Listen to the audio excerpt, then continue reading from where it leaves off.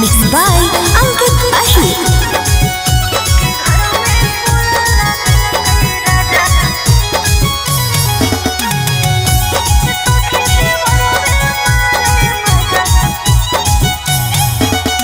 साड़ी में पिन्हबै में कसली किनबै 4 महीना गरमिया में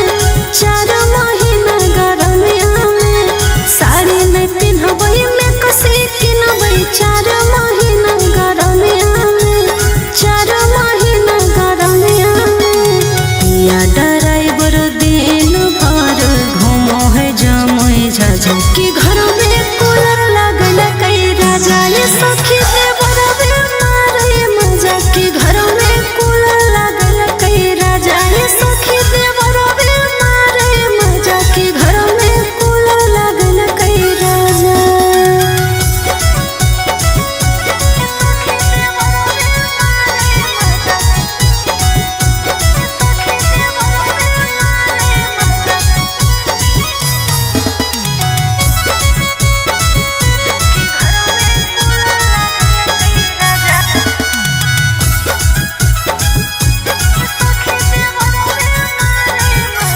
सखीर चोलिया से टप टप पसीना चुओ है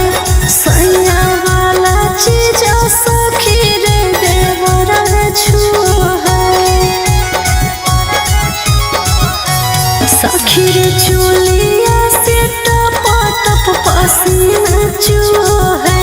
सैया वाला चीज सखीर देवर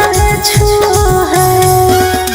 चौमिन पसंद नहीं चट पसंद नहीं ठंडा पीबै गरमिया में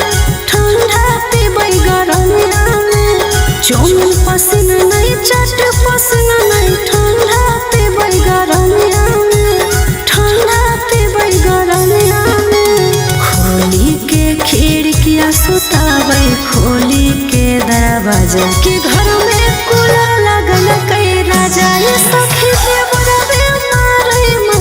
घर में कूलर लगल कई राजा ये सखी देवर मारे मजा के घर में कूलर लगल कई राजा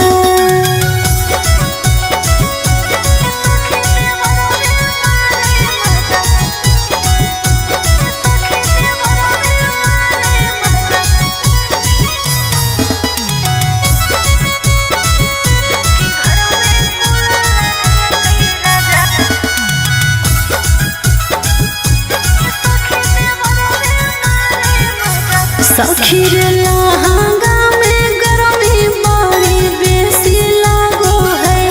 कूलर छोड़ के किने पड़त एसी लागो है सुना सखीर लहंगा में गर्मी बड़ी बेसी लागो है कूलर छोड़ के किने पड़त एसी लागो है